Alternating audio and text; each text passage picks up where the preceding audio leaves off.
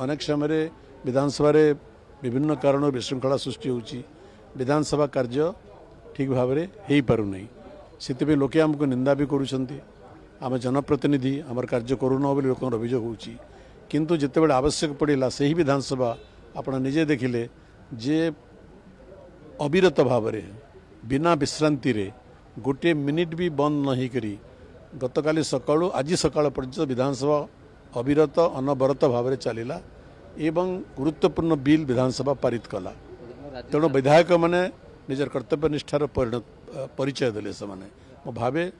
ओडिशार जनसाधारण निश्चय एक कथा को आदृत करेंगे। माननीय मुख्यमंत्री तो थे विरोधी दल नेता मझे मझे आसुले किंतु